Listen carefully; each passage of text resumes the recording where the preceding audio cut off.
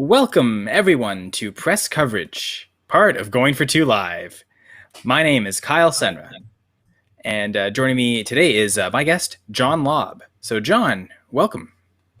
Thanks for having me, Kyle. I know we touched base, I think, about 2 months ago, and with the busy football, the end of school year, draft season, Devy season, we finally get to talk, and I'm looking forward to it, my friend. And we could say even best ball eliminator season. You're right. You're right. You're in that with me, right? Yes, I am. You're on the turn, right? 17, 18?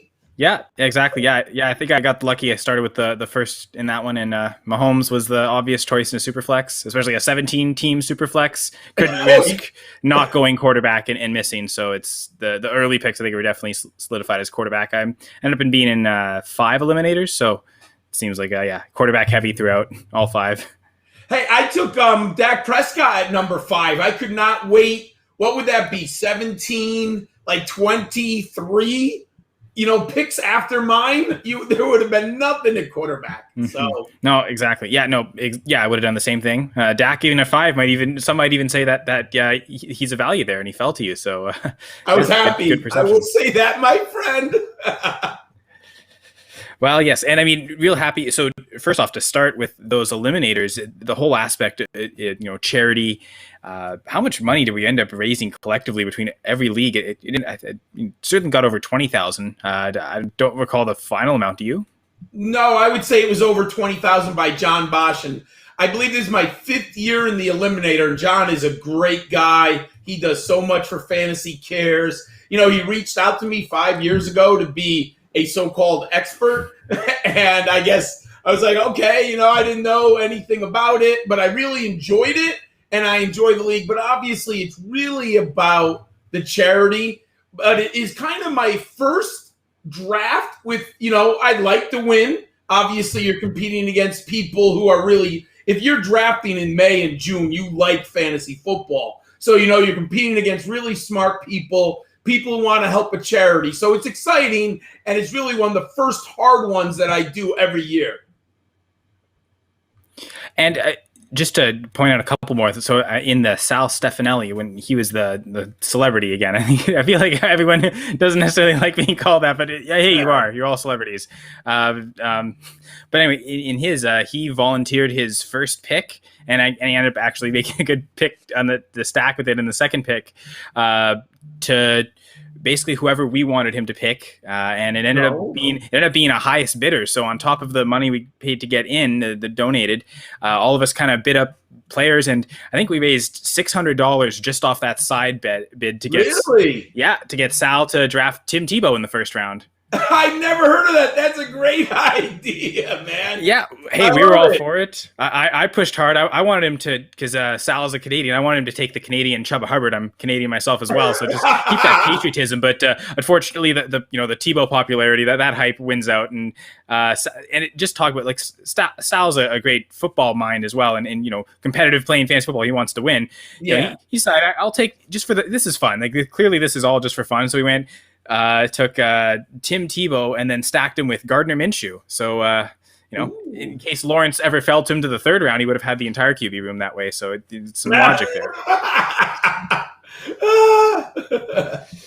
But yes, so we're getting to the grit of it all, to say, the gridiron certainly of it all. And how did football start with you, John? Like, where did you first fall in love with the sport? Because I think anyone who knows you can tell you really do love football.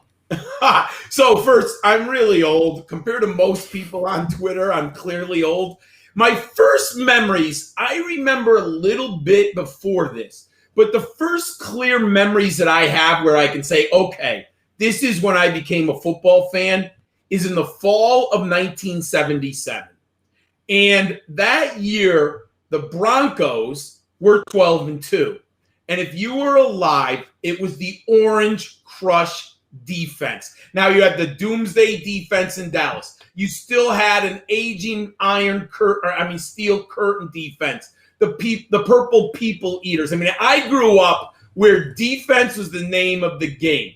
And then the Orange Crush. The Broncos, they could not score points. I mean, they literally, there was a game against the Chargers that the Broncos won 7-0 in 1977. Now, Dan Fouts was not Dan Fouts, I believe, yet at that time. And obviously, the Raiders were defending Super Bowl champs from 1976. And what I remember about it is there was a cover of Sports Illustrated with Reuben Carter, just like his helmet. He had just his face and his face mask. And then there was Orange Crush soda. And I remember making my mom, I want you to buy Orange Crush soda. I mean, I was like 11 or 12. And that season, when I remember watching the playoff game when they beat Pittsburgh, which was huge for Denver to beat the Steelers in 1977. Then the Raiders came to Mile High this year. And I was a huge Craig Morton fan. You know, he's your first quarterback on the team. And, you know, Craig Morton's the definition of journeyman. But he did get to 2 Super Bowls. And I remember the Rob Lytle fumble at the goal line. And looking back, I mean, I was like, that's a touchdown, not a fumble. And, of course, the Raiders, but I was a Bronco fan, right? You want the touchdown. And then later that year, in 6th grade, we had a current events bulletin board every week. And different students were assigned topics. And I remember on the bulletin board, it was obviously Super Bowl week. And the teacher put up a ballot. Who are you rooting for? And you had to put a check mark. In my class, I was the only one who took the Broncos. Everyone wanted the Dallas Cowboys. And I mean, obviously, the Doomsday defense just absolutely ate up Craig Morton. They had to bring in Norris Weiss off the bench. But that 77 season, I could still tell you, Tom Jackson, Joe Rizzo, Randy Gradishar. Oh, my God, why can't I remember the 4th linebacker now? Oh, my God. Bob Swenson, right? And Louis Wright and Reuben Carter and Lyle Alzado. I mean, what a defense they were in 1977. Those are my first memories. So you rip off the names of, you said, what, 7, 8 defensive players from the 70s Broncos team. And just at that time, someone comes in, John, as if to say, that's your calling card, right? The classic football historian. And it seems like, you immediately tied football into back at school. You're a teacher. Yeah. So it seems like education, a huge part of your life, and you are a teacher. So when did that path start for you? Oh, the teaching. So I was in art. I was in publishing. I was an art director, graphic designer, and publishing. And I was about 31, and I hated my life, hated my career. It was awful. And I knew I was in trouble. If I don't make a change, I'm in big, big trouble. Now, I got a little lucky because my company went under. So it had to force me to change. If you don't know publishing, I got in when it was all print publishing. In the early 90s, publishing started to go through a real revolution they were publishing the actual stuff overseas, books, magazines, and shipping them over here. So you were losing companies that actually did the publishing, like the printers. And then the internet came. So I was smart enough to be reading these people who were really talking about publishing was going to go through a dramatic revolution. And I was a newspaper guy. I mean, I went 20 years buying a newspaper every day of my life. I mean, that was the first thing I did. Went to the local store, got the newspaper, 2 of them. I read the newspaper. I haven't bought a newspaper probably in 10 years, right? So I was reading the technological changes, and the company went under because we had problems as far as profitability. Where were we going? Sales were down. I was in, and I hated it. I said, I don't want to be 50 years old in front of a computer 12 hours a day. So I said, I got to go back. The challenge was I had a master's in history, but to teach, you needed a certification in education in the state of Connecticut. So the decision that I had to make was, oh my God, how do you quit, living, right? I had a condo, I had a mortgage payment, I had a car. How do you go back to school full time to get an education certificate? But it kind of was forced upon me, and I'm very grateful for it right now. Well, and great and grateful, and that's one of the comments here. Such a great time anytime John is on here. Apparently, I get some love too. So I'll shout out the Kyle with the exaggerated consonants, constantly on here on the show. So hey, thanks. Appreciate everyone for tuning in every week. Of course, it's great. Seems like Facebook is for some reason not telling people's names, which is unfortunate because I would like to shout you all out individually, but all I'm seeing is Facebook users. So unfortunately, if you check us out on YouTube, you'll be able to get your names in there, and that will be able to tell a little more individually. Sorry, that's a Facebook issue. We'll rant about Facebook. It's not our fault here. But that's another story.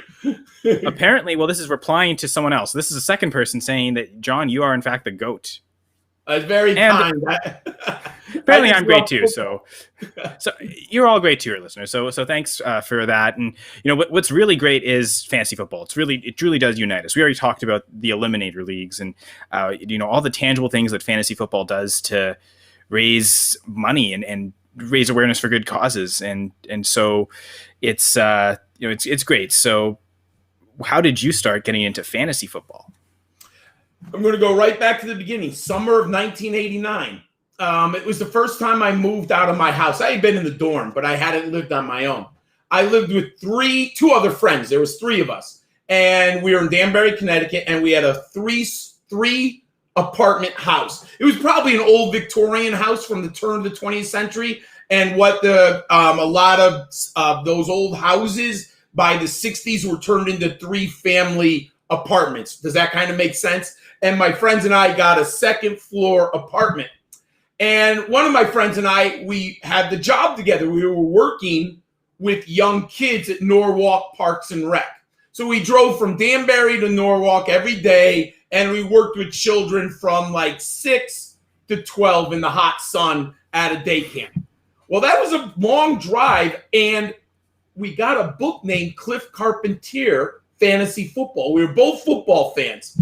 So my friend was doing the driving because he had the car and I was the passenger. So we kind of read the book and flipped through the book together, and I said, dude, we've got to start a fantasy football league. This is the best thing ever. So in 1989 in the fall, probably late August, we got 10 of us together, 3 of us, all of us who lived together, and 7 other friends.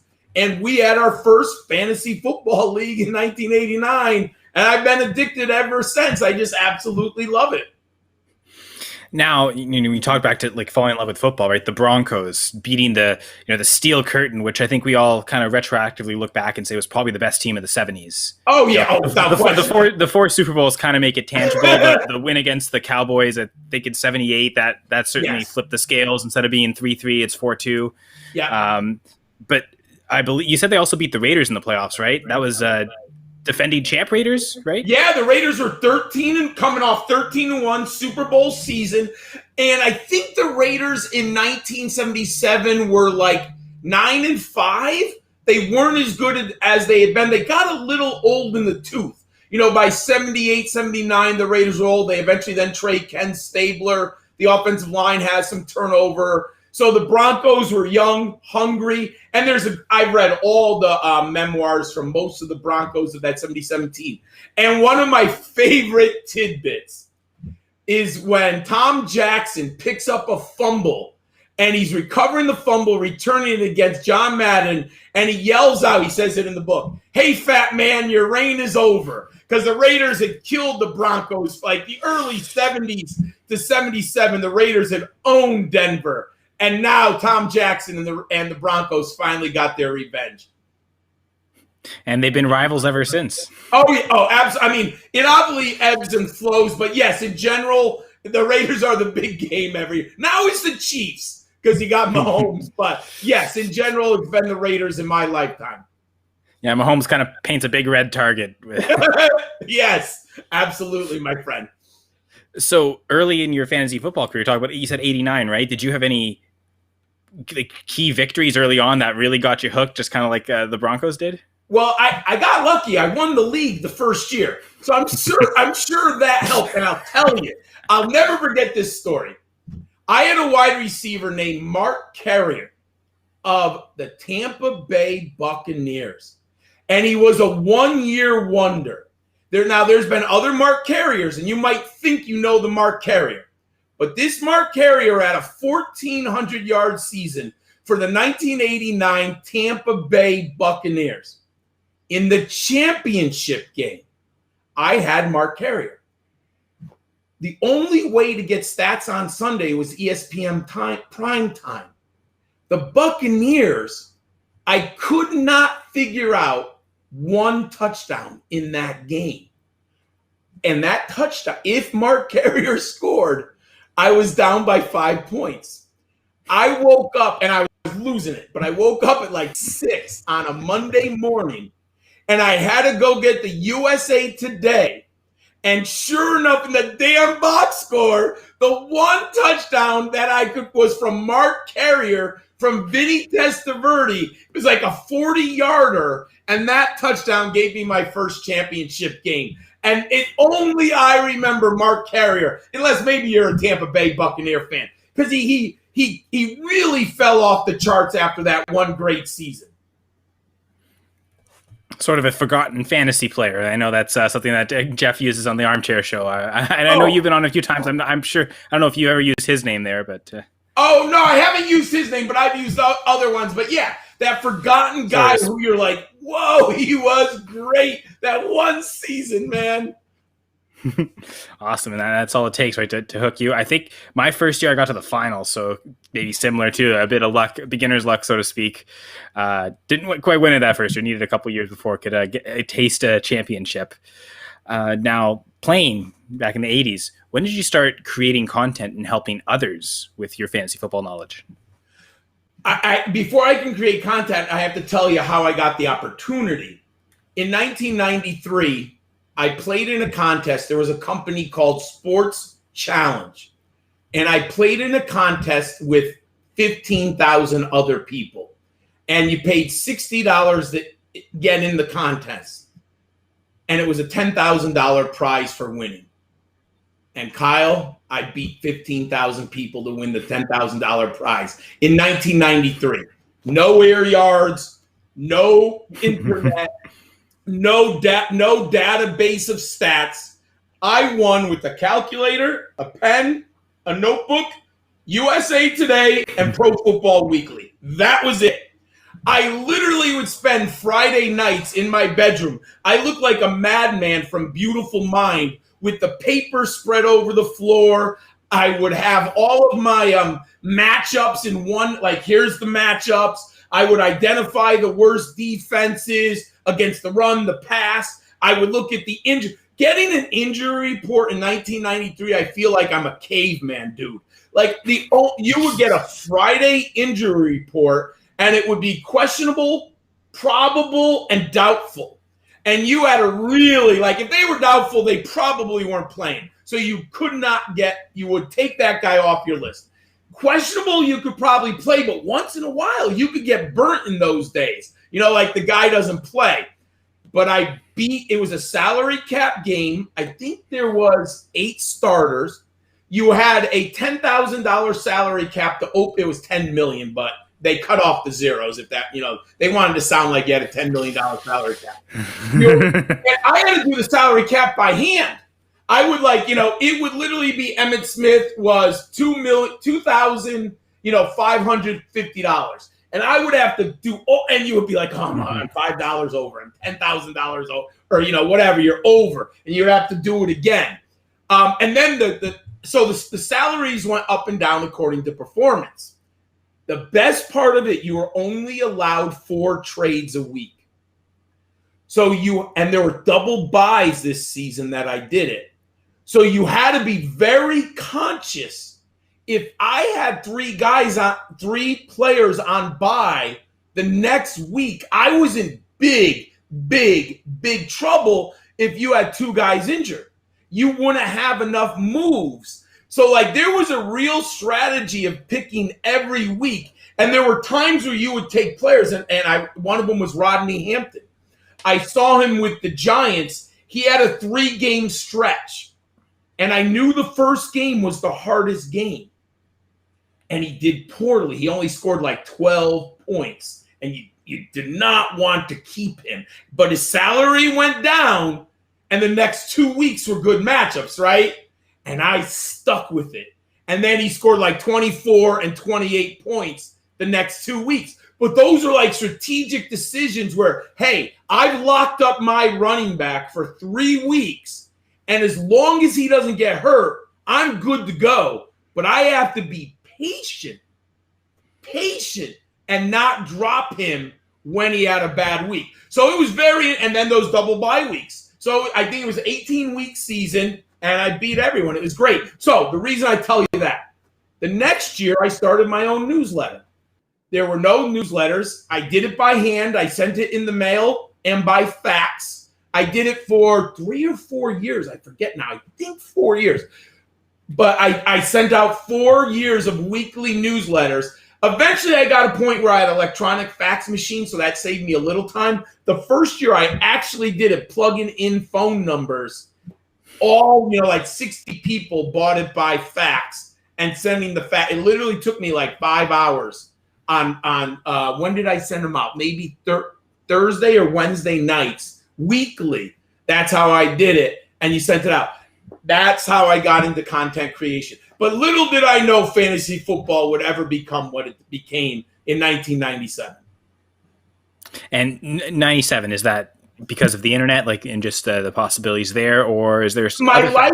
No, what happened was I was making a little money. I never lost money, but you're making $3,000. When I figured out hours, I'm probably making $2 an hour, right? And I had a really good opportunity for a career change at that time with the new company. And it was really like, okay, do I go to this other opportunity or do I stay what I'm doing?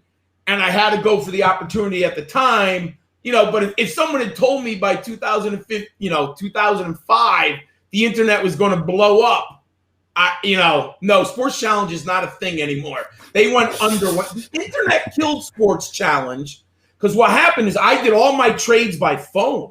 There was no internet. What happened is Sports Challenge did not upgrade, but other companies were getting on the internet, and Sports Challenge got swamped like a tsunami. Yeah, adapt or be swallowed, apparently. Yes. So that's what happened to Sports Challenge. So they went out of the business. I mean, maybe they morphed into something else years later, but no, the one that I played no longer, that was long gone.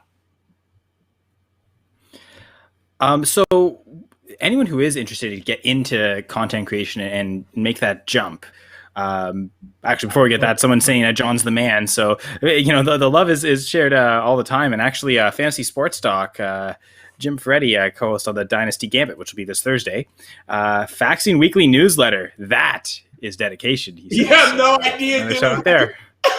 I was up to like because I needed to save money. And if you're old like me, phone was expensive. And what happened, like in Connecticut, I don't know what the rest of but in Connecticut, when you hit 9 or 10 o'clock, your phone rates would come down per minute. And each fax was costing you like 35 cents. But if you did it after that time, it would come down to like 25 cents. So I was literally up to like 1:30 in the morning back then. Those peak hours, or yes, yes, in the old days, man. So but okay, so that grind, not necessarily the reality of today, but what advice would you give to someone who is trying to start out in the content creation realm?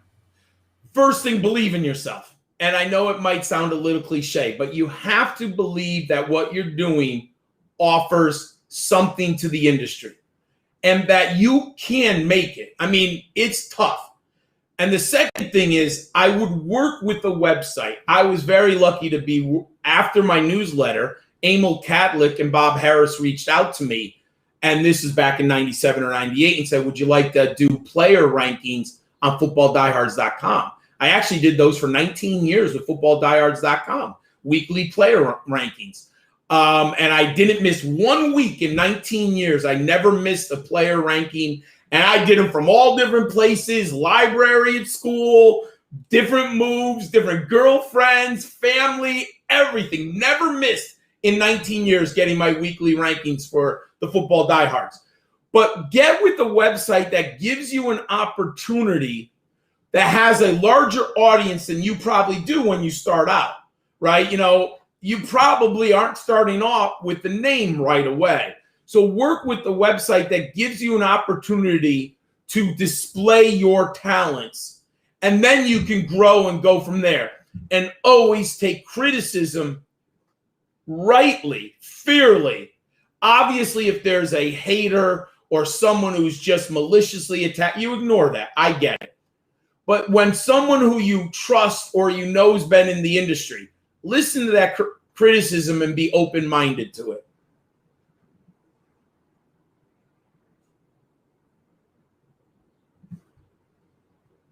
I can't hear you right now. Ooh, sorry about that. It's all good. Yeah, and so just a shout out from a viewer, or maybe not, based on the comment, but Gerson Aguirre, John Laub. Sad that I'm at work, but we'll listen later. Great guest. So shout out G. Thanks for giving us a listen, whether it's live or later on. I appreciate everyone listening at any point, whether it's on the video or in podcast form. We're going to shift gears a little bit, or, well, depends. Whatever you want to talk about, John, because I'd just like to know about any of your other hobbies. So obviously fantasy football, teaching big parts of your life, but what else do you like to center yourself around with? So I'll take out teaching because I absolutely love teaching. We'll just throw that aside right now. I love dogs.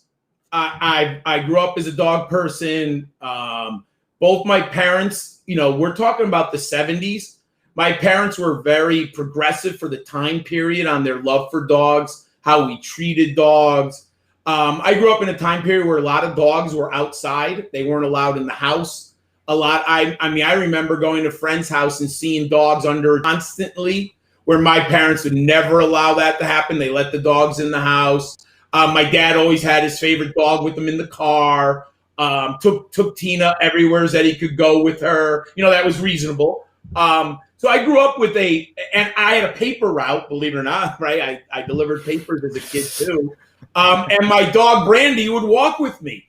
And it was amazing because Brandy was a golden retriever. And the best thing about retrievers, once they love you, I didn't even need a leash. We would walk around the neighborhood in the 70s and Brandy would just walk with me on the street in the winter, in the fall, maybe in the rain he would give up. He'd be like, I don't want to do the rain, John. We'll do it any other time. But I absolutely love dogs. And you know what? I am a comic book fan. For a long time in grad school, for a long time, I stopped reading comic books. But then about 10 years ago, I started buying the bound editions of graphic novels of comics that I had read in the 70s, 80s. And I got back into it. Once in a while, I'll read something new, like a new graphic novel I hear that was good. I'll hear from my students, or I hear on the internet this was good. But those are the two big things that take my mind off of football or life or all those things. I can always rely on, and I have 2 dogs now. Absolutely, when you want peace, if you've had a bad day, walking with the dog is the greatest thing in the world because they'll go anytime. They don't care, and they're always happy about it. Yeah. The walk of within this ecosystem of life. Yeah, it's always great and helpful for everyone.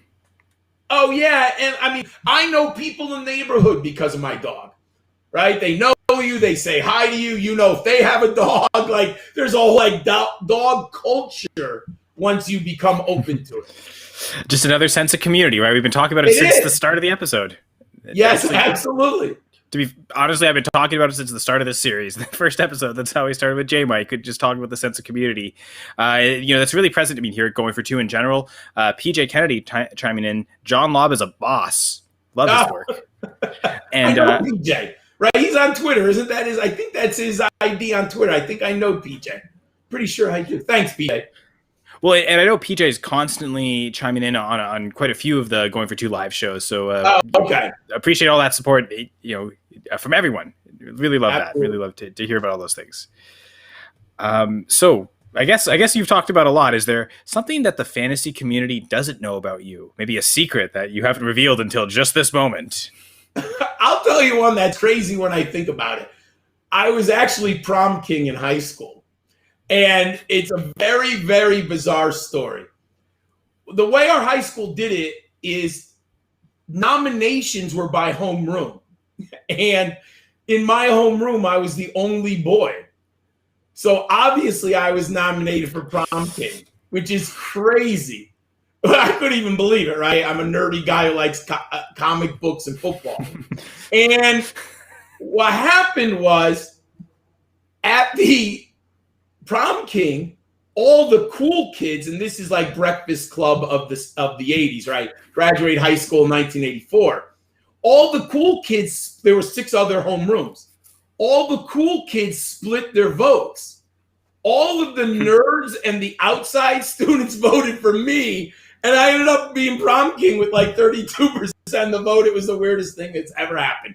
And I still have a trophy. It's in my basement. I don't put out anymore. But I have a prom king trophy, and I had a crown and everything. Yeah, that's the weirdest story when I think about it. Inspiration to nerds everywhere. I mean, there is no reason I should have been, but yeah, because all the good-looking cool kids all were getting 14% of the vote. Guess they didn't have the foresight to see what they were doing. Yeah, I mean, I bet you if one of those kids were in my homeroom, I wouldn't have been nominated. It also talks about scarcity, right? I mean, it comes back to fantasy football. Players being drafted early because of position scarcity, and I guess you were like a Travis Kelce back then. Position scarcity for the nerds. I was the dude. But yes, now, if you could interview one person ever in any type of context, and I know because you like to write so much, you could even include that as a written form interview, but interview any person at any time period, and I know you're a historian, so you can reach back as far as you want. Who would that person be, and why would you like to interview them? It's definitely Abraham Lincoln. It's not even close. He's my favorite American. I believe he's the best president in our storied history. He overcame melancholy twice, which is depression. If you know anything about Lincoln, it was hidden for the longest time because of the Cold War with the communists.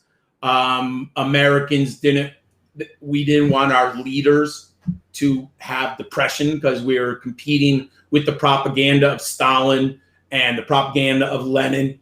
So what happened was historians buried the truth about Lincoln, and there's overwhelming evidence of his depression, and he talks about it. And if you know his sense of humor, he had a very dark, brooding sense of humor. So there's no question he did it. And then I would love to know, he lost 2 children, one during the Civil War, if you don't know, and he lost a child before the Civil War. And the fact that this man led our nation through the greatest crisis in our history, the Civil War, and I guess you could argue Great Depression, maybe World War II, but I'll say it's the Civil War. And the fact that he led the nation with not only the crisis in front of us of, 600,000 American soldiers dead, and historians actually think it's more now because they didn't record all the deaths. There's now some historians. What they did is fascinating. They took the census from 1860 and the census from 1870, and there's about 200,000 people missing who no one knows where they went. Now, it's a little difficult, but they believe that those people were men specifically, were probably killed in the Civil War, but there was no record of them being killed, for whatever so we think that most historians now think actually more people died in the Civil War than was originally reported. So you have this great man who has to deal with this conflict that up to 800,000 Americans lost their lives on the battlefield. And we're not even talking civilians. We're not even talking about all the people who died on the outskirts of the battlefield. And then he loses his son. He's already lost the son. And then his oldest son quits Harvard, and he wants to sign up and fight. And Lincoln and his wife do not want their last remaining son to fight in the Civil War. Can you imagine losing your son, the last one, fighting against the Confederacy in the Civil War? So what happens, he eventually lets his son join the Union Army, and he drops out of Harvard. But he kind of puts him in a good position with the Union general that his likeliness of getting in frontline combat was much less. That was kind of the way think about this, the president of the United States, his son wants to fight in the Civil War, and he has to kind of make it so, yes, you can fight, because he was like 20 or 21. You can't not make him go in, right? There's no way you could stop it. I mean, maybe you could as a president, I guess, right? So he makes a compromise. You can join, but I'm going to attach you with this general. He wasn't with Grant and he wasn't with Sherman. I believe he was with some other general. And he never got into frontline combat. But loved as a father and as a human being, how did he deal with that tragedy? It's just incredible when I think about it. And of course, he's leading the Union Army, right? I mean, it's just amazing. And he runs for president in 1864. I mean, it's just a fascinating human being. Yeah, the unwavering, the mission in front, right? And yes. And just never lose sight of the goal, no matter what people said about you. And people were terrible. Even in the North, he had his political opponents. I mean, there's terrible things said about Lincoln, let alone what the South was doing. Yeah. And divisiveness, right? And so maybe something fantasy football managers can take from it. If you start 0-4, you could still turn that around. And so, how about, okay, so, we'll get to a more fantasy football centric part after this one question. What's one revelation you've got in your life that maybe you wish would have came to you a little earlier, or is very profound for you? It's interesting because when I was younger, people and teachers always tell me, find your skill, find what you're great at. And I wasn't an artist. I wasn't a painter. Let me say that. I ended up a graphic designer, but I was using computers. So it's a little bit different. But I wasn't a musician. I wasn't the best writer in the school. I wasn't the best athlete in the school. And it wasn't until 30 years, and I said, what am I good at? Like I really literally did not know what I was good at. It wasn't until I was 30 years old where, and I just use this term loosely, what my gift was. And it took me till 30 to be enlightened. And what that is my personality and my empathy. The problem is, how do you make money in a capitalistic society or survive on empathy and personality? But it took me, no teacher, or I should say very, very few, ever said you're a very good person and you have a lot of empathy. That was not something they taught boys in the 70s and 80s. This is the Cold War. You have to be nasty. You have to be able to fight the commies. You have to be able to defend the nation. And once I realized that empathy and kindness was my gift, then I was able to figure out and how to make a career out of it and how to associate my life only with people who were also willing to understand that gift, that those were traits that were valuable. And education was the field that I fell in. But I wish if I could say to 16-year-old John, you're a very empathetic man, you're a very good man, and you have a big heart. And that's going to get you far. If I had known that, I would have been a lot happier a lot sooner. But those were not traits that were valued amongst men in the 70s and 80s. And then how do you get a job that will support you, that allows you to use those traits? See, so the hardest thing when I was young was I thought all people were nice, but what happened was most people weren't. And I had this great conflict in my life. How do you deal with these real mean people? There's just a lot of mean people. And I would say I could count on my hands the nice men who I could say as mentors. One hand. Most of the men I came across with in the 70s were just real mean people. Mean-spirited, angry, always yelling at you. Just not nice people. So I got lucky with a few people, and one of them is my stepfather. It took me years to realize that was his gift.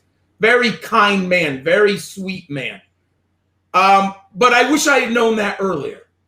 And that gift is a great gift, but no one told me it was a gift. And it took me till I was 30 years old to figure it out. Then it took me about 3 years to figure out how to use that and become a teacher. But I just wish someone had been able to tell me. I mean, if I could tell you the insulting things that men had told me. I won't do that. My friends know that. But I don't like to use the language in public, and I'm not going to say it over this. But there are things that men said to me that are just absolutely cruel, atrocious, and will get you fired in the modern world. But that was common back then. I mean, the things that men said who were around kids, man, it was just terrible in the 70s and 80s. And so, living through that, you could probably also know, you've seen the worst of it. You can recognize that and also know to kind of prevent that and stop. Oh, yeah. I mean, I would never do what I would never say the things to a student that male teachers said to me. And even leaders, baseball coaches, football coaches, business leaders, I just don't even want to use the language here. It was so bad at times. And because you're teaching these kids that way, that's how they're gonna be grow up to hopefully not repeat those mistakes, because they've been instructed by you and hopefully all the other teachers they've come across. Well, I'll tell you the biggest be that way. Kyle, the biggest myth in education: the kids of today are better than we were. It's true. They're better human beings. They're less sexist. They're less racist. They're less homophobic. They're less xenophobic. I made a life out of teaching teenagers. They are just better human beings than the human beings I was around. It's just not even close. The world's far more open now, and not just like in terms of tolerance, but open information. Like it's as much as there's a lot of forces. I had this discussion with someone recently. Like it's always everything's getting censored now, everything's getting canceled. It's not always. It's always been worse. That's millennia. It's been tried to. Kyle, try to be homosexual in 1978 in a public high school. Look, cancer culture was much. This is a myth. It's a complete myth. If I could tell you some of the things that football coaches used every day around me, and baseball coaches and male teachers, no one would get away with that now. It was much worse when I was a kid. It's just a myth. It's for political purposes. It's just not true. And I'm not even going to talk about the sexism that I saw. I mean, if you knew I had a female who played on our baseball team, and the things that the coach said to her and how he treated her, oh my God. Looking back, I'm offended. And I'm not even talking, if I told you the things that they used to say about mentally disabled people, please. So this idea, we literally took mentally disabled people and hid them in closets. If that's not cancer culture, I don't know what is. So this is just a political BS. Yeah, it's almost like a telling on yourself. Those that use the term, those that use the term snowflake. It's like, oh, okay, no, yeah, we see. I'm not even going to discuss that. No, it's just not true. It's just not true. I mean, I lived in a town where in my town they had what they called Southbury, training school, and it was basically a college campus for the mentally disabled. So, and some of them would come to our high school. If I told you what they went through and how they were ostracized and what kids said about them and teachers said about them, you would be shocked. Like literally, if I said that, they might literally close my account down that we are on. The things, and then I had my parents' friends had nurses who worked there. I had students and my friends. I never actually worked there, but they had a public baseball field we used to practice on. They had a nice lake. I mean, people went there. It was part of the town. It's since subsequently been closed down. And I had friends who worked with the mentally disabled, and there were people who spent their lifetime at Southbury Training School. So you would have like 50-year-old men who had been at the Southbury Training School from 1947 to 1987, right? So, if I told you what they did, you talk about cancel culture, society just literally canceled these human beings out. So I'm not even going to talk about that. It's much harder to censor things now too. We've got everything almost instantaneously. So people say, now they're trying. The forces that be try so much harder now because they have no choice but to try to keep up. Oh yeah, and there would be some. It's funny because there were some good people. And there were some nurses or some people who worked at the training school who really did want the best for these adults, and then there were other people who were just cruel, and it was a paycheck. I mean, it was a bizarre, but I mean, I literally grew up in a town with that. So don't even talk to me about cancer culture. And if you study the history of what we've done to disabled people, Europe has let's not even go there. I know Canada's kind of facing a reckoning right now with the treatment of Indigenous people. It's probably made world headlines. So I read about those 200 children at the boarding school. That's a terrible story. I mean, find 200. I'm sorry, I shouldn't get into that, but that broke my heart. I mean, it's just unbelievable. Well, and even press coverage, right? Like, information, and a lot of what we talk about on the show is good, but when there are things that need to be discussed, even if we don't want to talk about them, feel like we have to. Look, I mean, the original cancer culture is taking an Indigenous person, giving them an American Christian name, cutting their hair, and destroying their culture. Let's not even talk about cancer culture.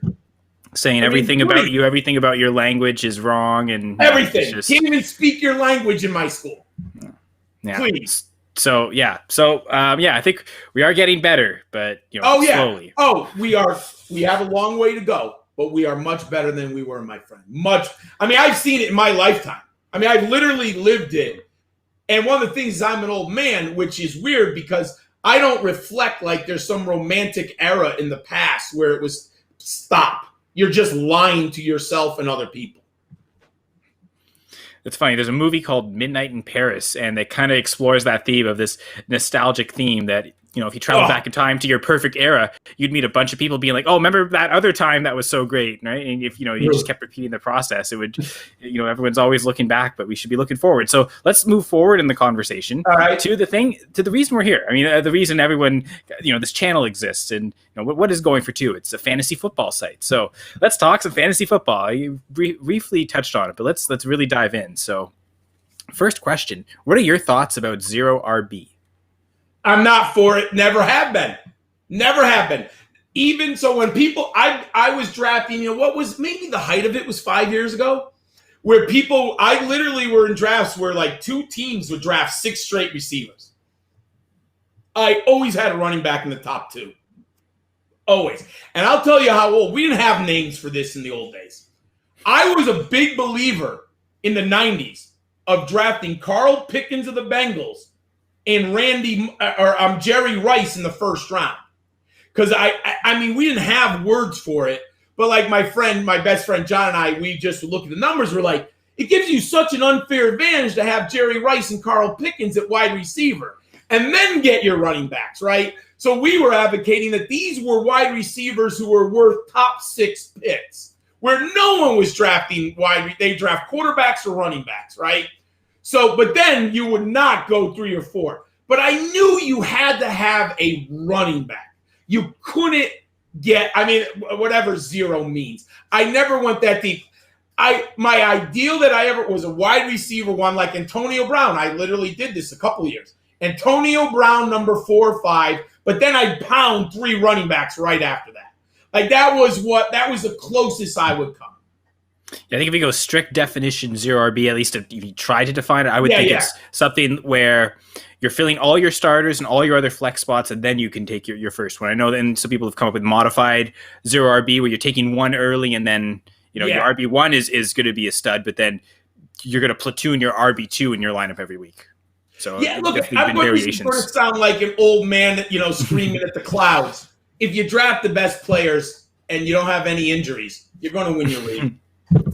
I feel like that's been mentioned on the show before, right? Any strategy can work as long as you make the right choices. So yes, I mean, if I can find this year's Phillip Lindsay and James Robinson, I'm going to win, right? But tell me that you're the guy who's going to find that. Oh, we have a fan. Carl Pickens was great, dude, with Jeff Blake in the 1990s. What an amazing callback. Thanks to way to diagnose that one, Doc. Thank you. And so, John, what is your preferred league format? Superflex, 10 teams. I love it. I don't like 2 quarterbacks because there's always one owner who hoards 4 quarterbacks, unless you have a rule. There's too many injuries and too many bye weeks. You should not lose a game because you have an injury in a bye week. Just by accident, you have an injury week 5 and your other quarterback is on the bye week 6. You can't get anyone off the waiver wire or fab. You shouldn't do it. So with Superflex, it gives you that little flexibility. If I have some unfortunate luck where all I need is one guy at the quarterback and I can get a wide receiver or a running back, or if I have to, a tight end, I can still have a lineup. Like my whole idea, if I'm putting in the work and I'm doing the fab or the waiver wire and I'm reading, I should be able to, under any scenario, put in a starting lineup. I should not be penalized if I'm doing the work, but because of unfortunate circumstances, I can't even put in a lineup because it's a 2-quarterback league. So I like the Superflex much, and I really do like, because I've said this, in a 1-quarterback league, no one cares about Ben Roethlisberger, a worthless player, unless you're doing weekly matchups. I get it. But in the draft, no one cares. I love who's better. Is it going to be this year Tua Tagovailoa or Ben Roethlisberger? And you know what? I want you to make the choice. And that is what football is all about, because the Dolphins have made the choice. But how in fantasy football, if you're in a 12-team league with 1 quarterback, you don't actually have to make a difficult choice at quarterback? That's absurd. The whole league is about finding the franchise quarterback. You play in a 1-quarterback league, I don't have to choose a quarterback. I don't have to find one. It just doesn't make any sense to me. Makes 0 sense. So Superflex, don't be penalized because of injuries or bad luck. Yeah, so Superflex, it creates the scarcity, but it's not overly bearing, so that like it's not a be-all end-all to win. It's a good balance. If you're in a 2-quarterback league and you have one team with 5 quarterbacks, it's no fun. There's no, part of it is I want to do the work to put the starting lineup. And if I lose, I lose. But I shouldn't be penalized because I can't even put a starting lineup together. I just joined a startup, and it's 1 starting quarterback and 2 additional super flex spots. So you could start up to 3 quarterbacks every week, but you only need to start 1. How many teams in it? 12. So that's going to someone's going to have 4 quarterbacks, which really ups the value. But that's fine. Mm-hmm. At least that's fair, my friend. Yeah, because you could still fill those 2 other spots. You only have to start 1. So yeah.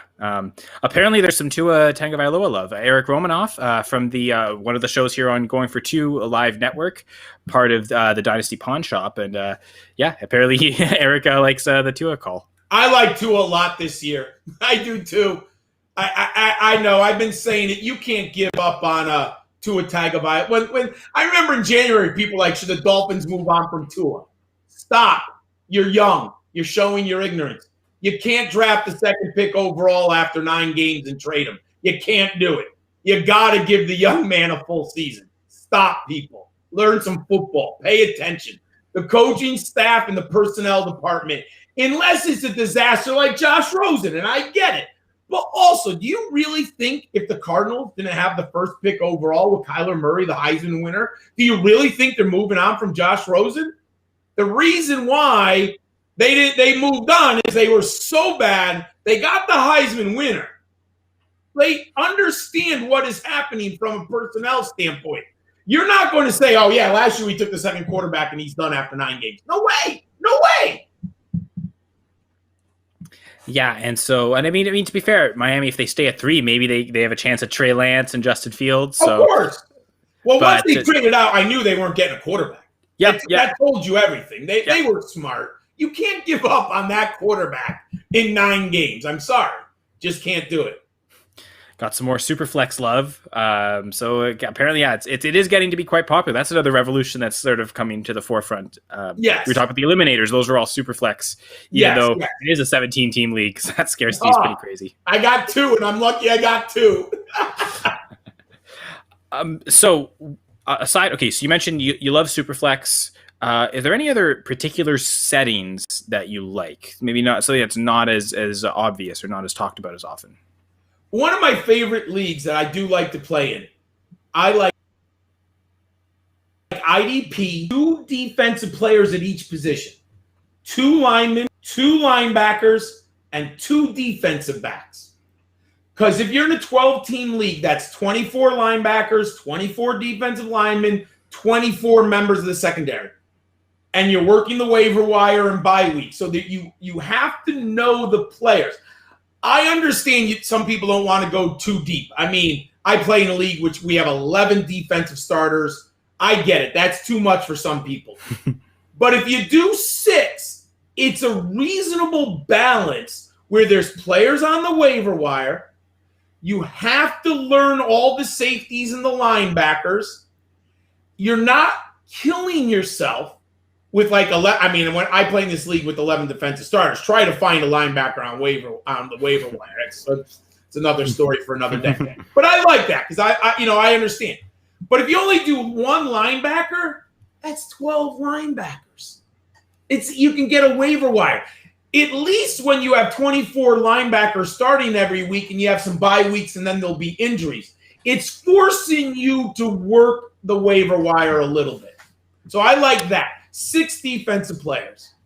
More balance, right? Where you've got the bit of competition, but not too much to where if those that get lucky with injuries have all the stake, and it's just going to go to them. And there is I would assume we all have time commitments. When I love playing in this 11-man defensive league, but it's hard sometimes when you got your kids, you got work, you got jobs, you got an article. You're like, all right, I can't worry about my 5th defensive back right now. So there's got to be a little bit of balance depending on how much time you can put in. Apparently, not everyone loves 2 of those. So Jay Gergen apparently a little against it, but that's why it's fun in Superflex. Don't draft Tua. Go get your guy, but it forces you to have the conversation, right? Like, do I want Daniel Jones or Tua? Again, it forces you to make a decision. And also, and time commitments, especially if you're playing that, and if you got 5 other leagues to also go worry about your 5th defensive back, that also hurts. But yes. Speaking of players and positions in particular, who is your all-time fantasy QB1, RB1, wide receiver 1, and tight end 1? This has nothing to do with points scored. This is complete personal preference as an old man who has played 33 seasons. Dan Marino is my favorite fantasy quarterback of all time. Ladies and gentlemen, what he did in 1984, if you do a comparison of what the other quarterbacks were doing, 48 touchdowns, 5,000 yards passing, they're off the charts, man. No one is doing that in 1984. They're just silly. And he was my first keeper league draft pick in 1989. Dan Marino Randall Cunningham was 1. I had the 2nd pick. I had Dan Marino. Absolutely love Dan Marino. Number 1 running back. It's Terrell Davis. Now, obviously, I'm a Bronco fan. But I'll never forget this. Mike Patrick and Joe Theismann, Sunday Night Football. Denver was in Japan in his preseason of his rookie year on Sunday Night Football against the 49ers. And Terrell Davis made a tackle on special teams. And he nailed the guy. And you can actually look at it on YouTube. Unbelievable play. I watch it. I'm like, who the heck is that dude?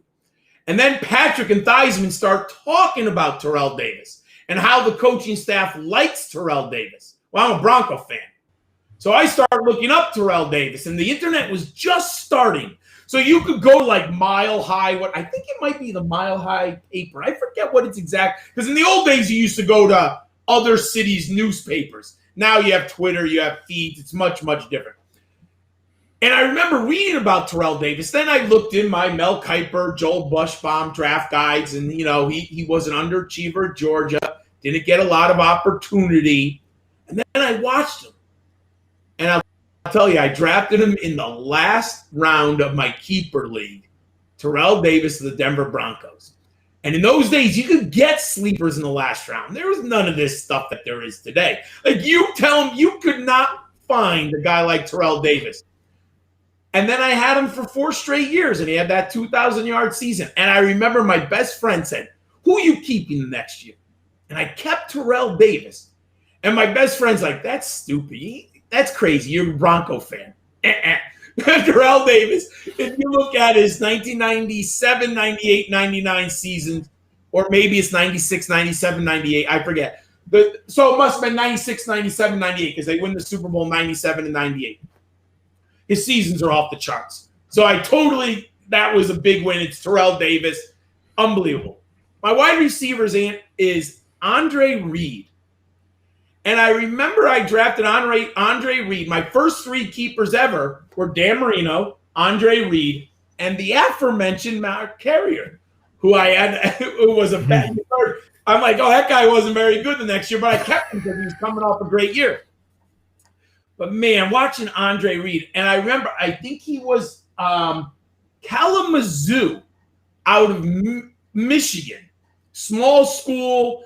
He was starting like his 3rd or 4th year in 1989 when I drafted him. And then the K-Kun from Buffalo just explodes with Jim Kelly, Thurman Thomas. And I think I had Andre Reed in that keeper league for like 6 years. And I probably saw 12 Bills games a year back then because I had Thurman Thomas and Andre Reed on my fantasy team. Just absolutely loved those 2 players. So Andre Reed. And then the tight end, Antonio Gates. I remember reading about him, and then it was in Sports Illustrated. There was a little tidbit, if you remember, like there was nothing better in the day than Sports Illustrated football preview magazine. That was the Bible, folks. There was no internet, or it was just so scarce. And I would read every section. They had like scouts take, opposing coaches take, tidbits, news and notes.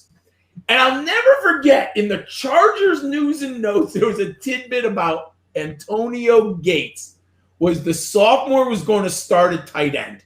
And the coaching staff with Schottenheimer loved him. And I took that mental note.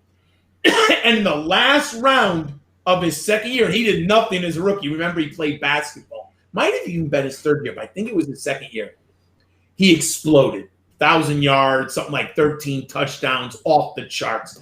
Absolutely love Antonio Gates. And I'm a Bronco fan. But he was, and I think I kept him. I bet you I kept him for the next 3 years in my keeper league where no one kept tight ends in those days. But man, Antonio Gates was good back then. He was just awesome. Position scarcity, right?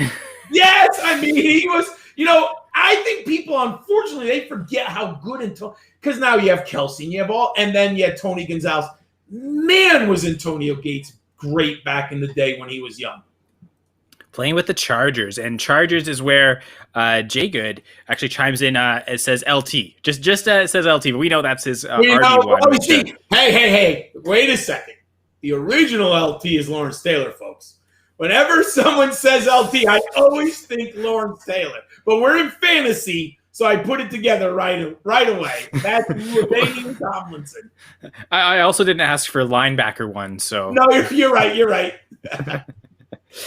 So now we'll get to the final section of the show called High Fives. So top 5 of 5 different categories. So John, we'll start with top 5 artists or bands. So I'm going to work my way backwards. I want to build the drama, everyone. Now, unfortunately, you're going to notice I'm a metalhead. And so I listen to new music, but I don't really know who the song is by. It's in the background. I like it, but I don't necessarily know who it is, and I don't buy albums anymore. Number 5 is Kiss. No question. Love Kiss. Rush is number 4, and they're not really metal, but I absolutely love Rush. Number 3 is Black Sabbath. What they did in the early 70s, Tony Iommi, Geezer Butler, Ozzy Osbourne, they just created a new genre, basically. Absolutely love Black Sabbath. Metallica, I'm so old, I bought Kill 'Em All on vinyl when they weren't on a major label. If you don't know, the first 2 Metallica albums came out, what was the name of the record? Oh my God, it was oh my God, I can't even remember. This was before they got on a major label. And then I bought Ride the Lightning. fell like in love Electra with- or something. What? Something like Electra, or Yeah, I it feel might like have been it's electric metal. Yeah, they had a lot of metal bands back then. I think that was it. So Metallica all the way. I saw them warm up Ozzy Osbourne on the Ride the Lightning tour in New Haven, Connecticut, when almost no one knew who, and they just blew me away. This has to be like 86, 87, somewhere there. And number one, seen them more than any band, Iron Maiden. Absolutely love Iron Maiden. Unbelievable metal band. And I like them because if you don't listen to words, Iron Maiden's very smart. The thing that always stood out with Iron Maiden, they love their history. They know their literature. When I was listening, I'm like, whoa, they're writing cool. I mean, I love Kiss, but Kiss wasn't really intellectual. I'm not trying to be rude. Love Gun isn't the most intellectual song. And then Iron Maiden's playing Rhine of the Ancient Mariner, which then I actually went and found the poem, right? Like, oh, what is this, right? I mean, so there, and I love both of them, but I love the intellectualism of Iron Maiden. And I guess just to speak on Maiden, it's different voices, different pens, right? Like Steve Harris writes some songs, others are Bruce Dickinson, and it still feels connected even within one album. Yes, they always had. If every album, there's like a thread that you can see. I mean, one of the most underrated albums of all time, it's Lost Somewhere in Time, is a great album. People don't give it credit because it follows Number of the Beast and Peace of Mind. So those were so good. People, I think, were disappointed Somewheres in Time. But man, Somewhere in Time is a great album because they're a little older then, and there's a lot of reflection on that album. I really like Somewhere in Time. I think, but it was still not the original group, but you still had Adrian on guitar. Oh yeah. It's the big five.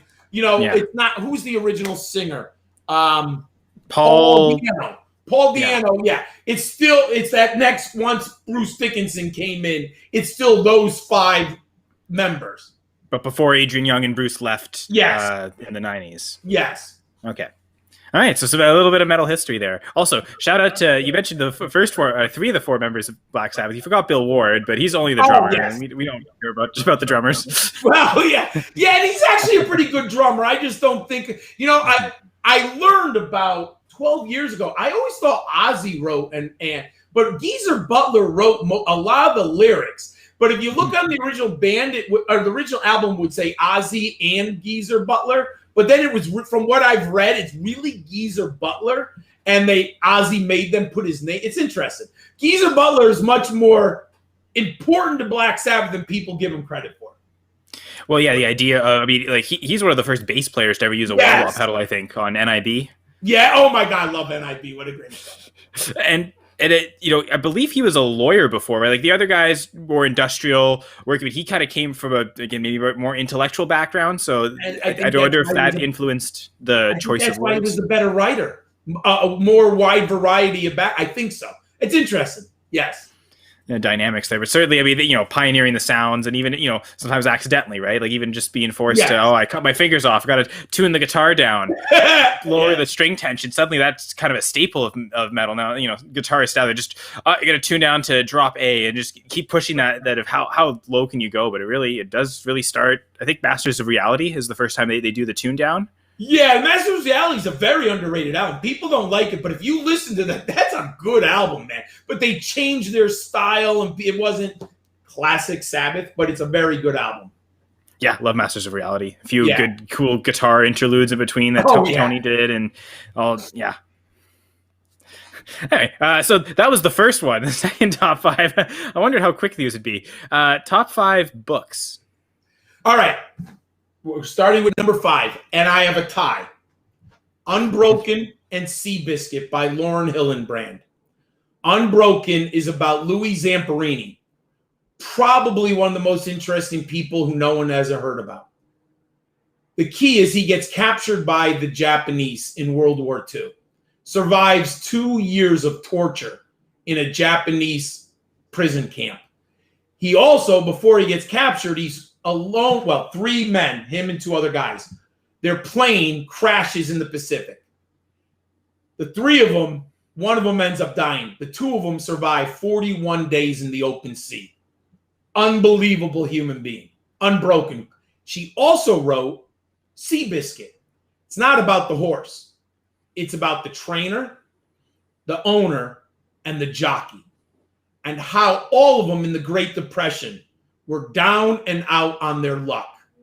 And they all came together around this brilliant horse, Seabiscuit. And the Seabiscuit saved all three of their lives. Also, Seabiscuit, if you know horses, some horses have a kind of mean disposition. And Seabiscuit was considered a mean horse, like they couldn't break him. But the trainer was very kind. And he knew how to deal with an unruly mare. No, what's a male horse? Is the male horse the mare or is it the female? Oh boy. I'm okay. But he knew how to deal with Seabiscuit. So what happened is Seabiscuit had been beaten a lot and he wasn't reacting well to the whip. But the trainer realized that Seabiscuit can react to like positive reinforcement, and he just becomes Seabiscuit. Great book. She's just brilliant, my friends.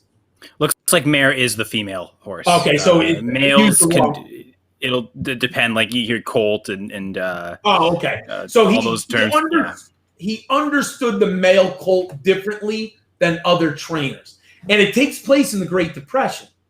Literally, the trainer is basically broken, almost living in a shack, when he is found by the owner. It's a great story. Those two are tied for 5. Rome, 1960. The Olympics that Changed the World by David Moranis. Oh my God. It might be the best book I ever read on the Cold War. Height of Russia-America propaganda about the Cold War. Both countries using the Olympics as symbolism of the greatness of their society. But there's a monkey wrench. The Americans, we are segregated, and blacks are not equal. They're second-class citizens.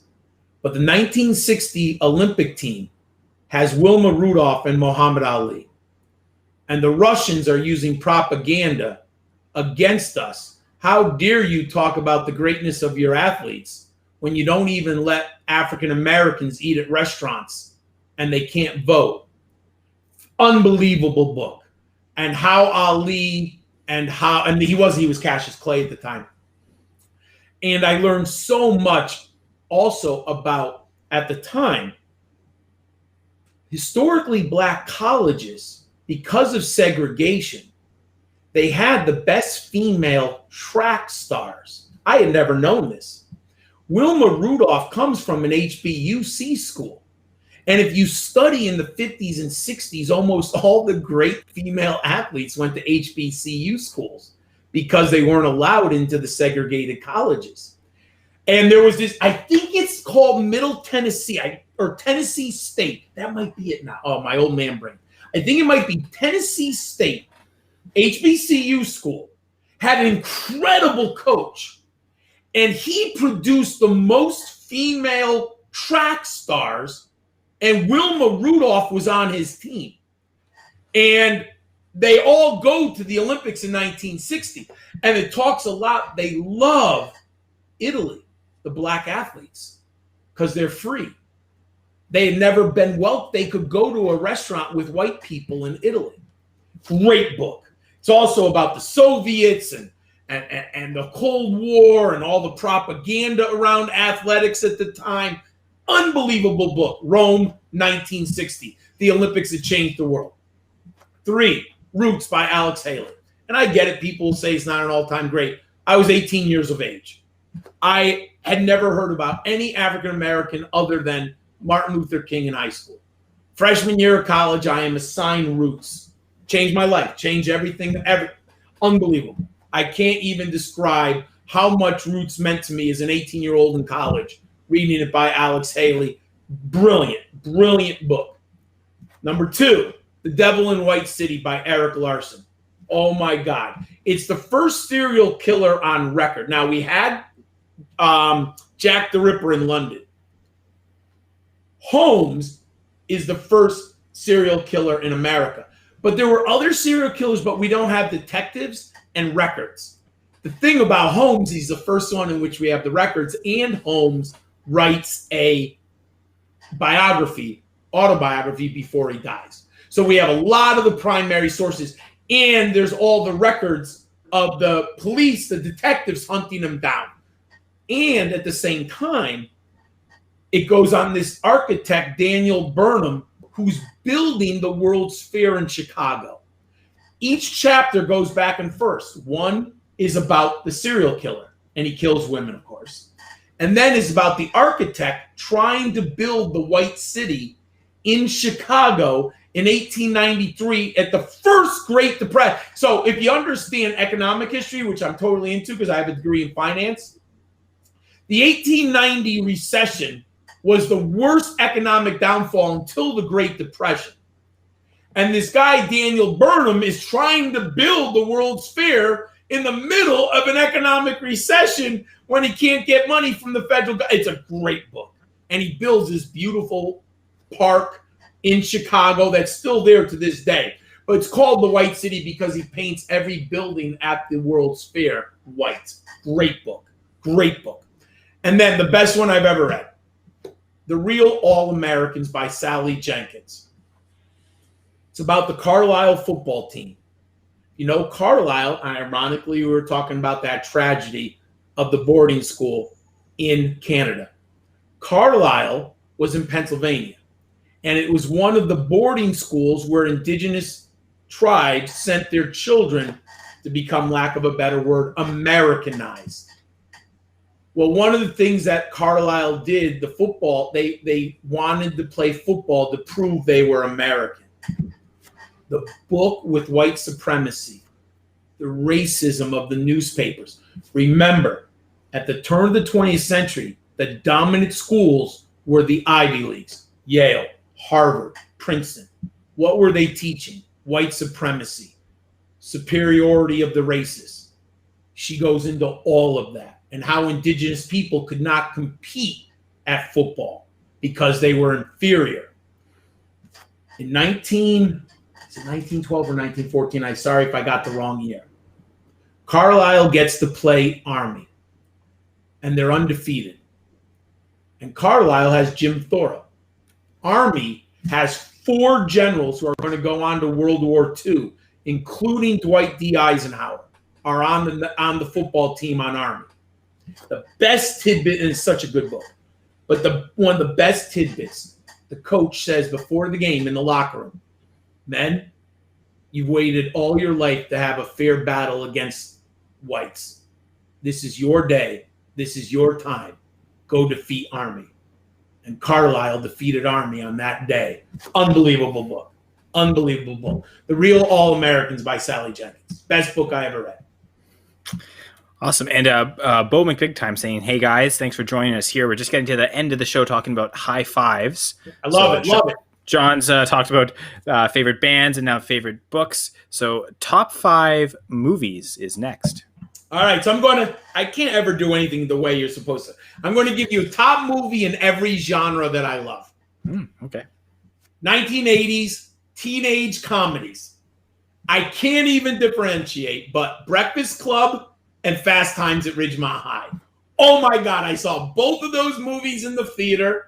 I saw both of those movies in big groups of like 10 students. That's what we used to do in the 80s, like 10 people, 2 cars. We would go see a movie on a Friday night. I've probably seen Breakfast Club 40 times in my life, Fast Times at Ridgemont High 30 times. Unbelievable films. That's my favorite 2 1980s teenage comedies. I'm going to give you my all-time comedy, Office Space.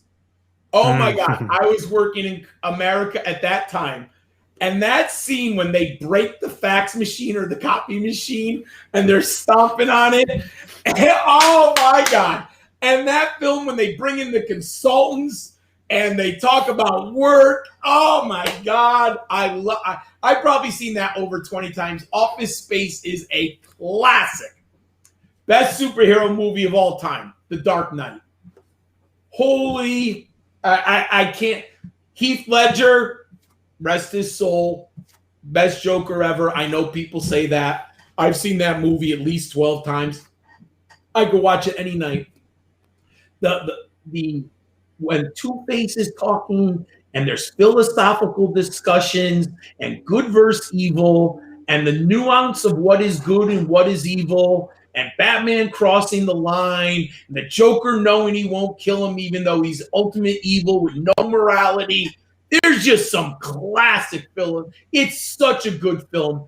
Absolutely. And the Joker's just, he's a serial killer. I mean, that's, the scene where he's killing the people in the beginning of the movie. I mean, he's a psychopath, right? Unbelievable film. Drama, Oscar. So it's a drama that won an Oscar. The Hurt Locker. Absolutely love The Hurt Locker. If you haven't seen people, go rent it right now. Unbelievable. The Hurt Locker, I can't mention it enough. I've seen that one probably 8 times. Absolutely love that film. And my favorite history movie of all time, 12 Years a Slave. Won the Oscar. That movie is so good. It is so good for so many reasons. If you haven't seen 12 Years a Slave, you're not doing yourself a favor. That movie just broke my heart, but it was also true, and it needs to be told, and it is just a brilliant film. That's kind of what we've been echoing this whole episode, talking about things we don't necessarily want to, but because we have to. It's interesting because one time I have a very good a great friend I teach with. She's an African-American woman, and she's about 10 years older than me. And we always talk about films walking into schools. And I said, I saw 12 Years a Slave. She says, John, I can't see that movie. And, I said, you don't have to see the movie. That's fine. And she goes, was it good? I said, it was great. But I understood why there are some times in some people's lives where they're not, maybe she's older than me. She's a woman. She's African-American. So there could be, it's a tough film, but it's a film you should see. If you saw Schindler's List, you should see 12 Years a Slave. Yes, and so back to things we need to have. We do need to eat, and we do need to sustain ourselves, right? I like to eat, so that's another story.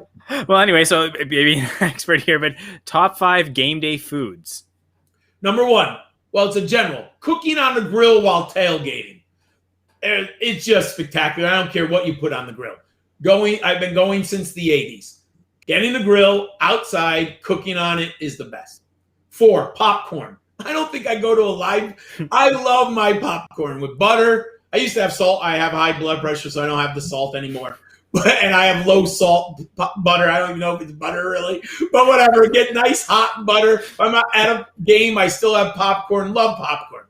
Buffalo wings. I get it. They're special. They're amazing. Pizza.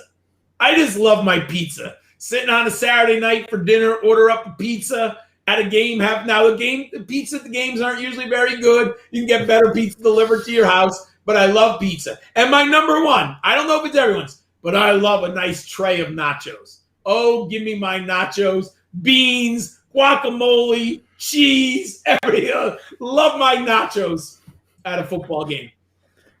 And I'm now officially hungry, so let's do the last 5 eating. And it again relates to the game day aspect. Top 5 sporting events that you have attended. Number 5, Michigan at UConn, West Hartford, 2013. I can't believe I grew up. If you notice, I have a Michigan fan there. My grandparents and my dad are from Detroit. So I grew up in a Michigan fan. And in Connecticut, college football, when I was a kid, no one cared. There was UConn played in the Yankee conference. No one. But then I turned into when UConn beat Notre Dame in Notre Dame on that Saturday night. I think it's like 2005 or something. I forget the year. And I got season tickets to the Huskies. But Michigan came into the rent, and they beat us 24-21.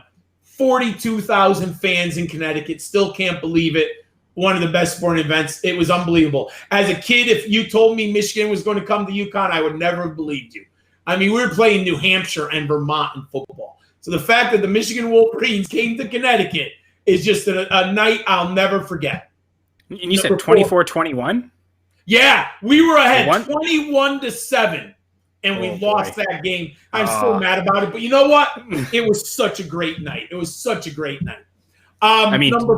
Number 4, Dolphins versus Jets, 1986, September 21st, my best friend and I scalped tickets, 50-yard line, row 20. $20. You could get them. This game was 51-45. Dan Marino, 448 yards and 6 touchdowns. Ken O'Brien, 479 yards and 4 touchdowns. And Wesley Walker, 6 receptions. I'll never get this number. I almost can't believe it. 194 yards and 4 touchdowns that day, including the game winner in overtime. Jets win 51-45. Never forget that game. That's my number 4. Number 3, I saw Tom Seaver's 300th win at Yankee Stadium. Can't believe it to this day. Tom Seaver was my hero as a kid. Grew up, we had Mets TV. I was a Mets fan. August 4th, 1985. It was a Sunday. My best friend, who I also saw the Jets with, same best friend. Aww. His dad was a huge Yankee fan. And his dad could get Yankee tickets. He was good at that. And this is, there was no internet in 1985. You had to know someone, you had to go somewhere. It was hard. But his dad always got. I'll never forget this. I read in like the Thursday newspaper, Tom Seaver slated to start at Yankee Stadium. And him and his dad and I were, I was over their house that night, probably barbecuing, right? I said, oh my God, Mr. Wilcox, Tom Seaver starting at Yankee Stadium. And he knew I was a Tom Seaver fan. He was a White Sox fan. I said, oh my God, I wish I could go that game. I just said it casually. Mr. Wilcox, my best friend's father, called me up the next day. Said, John, I got the 3 of us Yankee game tickets Sunday to see Tom Seaver. 54,000 people in Yankee Stadium to see Tom Seaver get against the Yankees. And Seaver won, and Yankee Stadium gave him a standing ovation. Unbelievable game, number 3 all time. Number 2, ironically, because they're in the news lately, I was at the 1985 USFL Championship game at Giants Stadium in July 14th, 1985. Baltimore Stars, Oakland Invaders. Oakland Invaders had Bobby Aber and Anthony Carter. Baltimore Stars had Jim Mora and Sam Mills, the linebacker. I got tickets for my best friends and I went to the championship game, 10th row line on the Baltimore Stars sideline. Never forget it. Last game in USFL history. They folded after that. Number 1 event of all time, Super Bowl 46. Broncos, Seahawks in New York City. I went. I said, I'm never going to have this chance again. I didn't have to pay for a plane. I didn't have to pay for a hotel. I didn't have to pay for food. I had a friend who lived in East Rutherford, New Jersey. I took the train into the stadium, stayed at his house. I had tickets in the end zone, row 25, where Peyton Manning fumbled the ball on the opening snap. That was my end zone. I did it. I fulfilled the bucket list. I went to a Super Bowl in which the Broncos played. Granted, we got smacked, but I'll never be able to do that again. I got tickets online for $2,000. Crazy, but I did it. And I said, before I die, I'm going to go to a Super Bowl, and I did it. I saw it, and I knew there was never going to be another Super Bowl in the Northeast. It was not going to happen. It's miserable. It was cold. It's Northeast. And I went to Super Bowl 46, Broncos, Seahawks. Those are my top 5. And I know how much you like, historic defenses, and we probably get a look back at the Seahawks defense as one of the best of all time. So you got to witness that firsthand. Fortunately, the Broncos were the front end of it. Here's the worst thing I was on some show before, and I predicted the Seahawks, and he's like, but you're a Bronco fan. I said, look at, man, Legion of Boom. I bet on defense. And they did. They shut us down. There were literally plays when I'm watching the end zone. Peyton, man, there's not a receiver open, dude. Like, they just shut him down. And then Peyton, my friend who watched it at home was telling me, like, Peyton Manning looked frustrated on the sidelines. And I still, at this day, have never seen the game live. I can't watch the Broncos get smacked. So my only memory is of watching the game unfold. And I literally could not find a wide receiver open. And then you see Manning throw the ball away or thrown to coverage. Yeah, they just killed us that day. I guess we're going to kill it here, closing in on an hour and a half, pretty much just on it. So, John, thank you very much. And we'll give you this opportunity to plug anything you want, content you create, and let people know where they can find and follow you. Thank you, my friend. Please follow me on Twitter, GridironSkull91. I could not afford the A and the R when I jumped on to jumped on to Twitter 7 years ago. GridironSkull91. And 91, I'll give you a secret to those listening, is the year I got my master's. That's where I got the year 1991, or it's 91.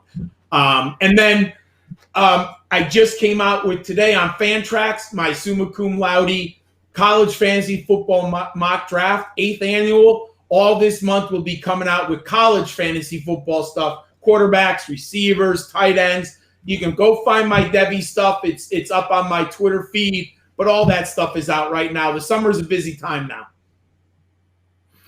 It's interesting. You talk about through the episode again, historic moments, and I historically forgot what I was going to say. Perfect. All right, that's how we end there. And so again, I think the one thing I'd like to shout out is again Jeff Lambert, our head honcho, our big boss here at Going for Two, giving us all the opportunity for all this great off-season programming. There's myself here at Press Coverage. I know tomorrow on the Going for Two Live Network, we'll have a Speak on It, as well as the Devi Royale. So 2 programs on Tuesday. Jeff has his armchair show on Wednesday. I will be on Dynasty Gambit Thursday. I know Fantasy Sports Doc was in the chat. He'll be there as well. Hopefully. Missed you last episode, Doc, but hopefully to reunite there. And it just, and next week it's the flip of the rotation. I know rather than myself, it's Gladys Louise Tyler, 2-point conversion. I know on Thursday, instead of Dynasty Gambit, it's the podcast with Upside. So again, all this great off-season programming available at Going for Two Live, which is the handle on Twitter. So again, check out all the streaming services, podcast versions of all those episodes as well. Appreciate all the support that everyone gives Going for Two. It chokes me up so much how much the support we get, and really appreciate you coming on, John. I think we talked about a lot of great things, some things again not so great, but that we felt we needed to, and I think that's what we're here. It's the balance, right, of all the joy and all the other not so joyful things. But great to have this chat. Thank you, my friend. I love talking. It was a blast, Kyle. Thank you very much. All right. And again, I'm at Senra Says on Twitter. Thank you all for watching. Press Coverage is part of Going for Two.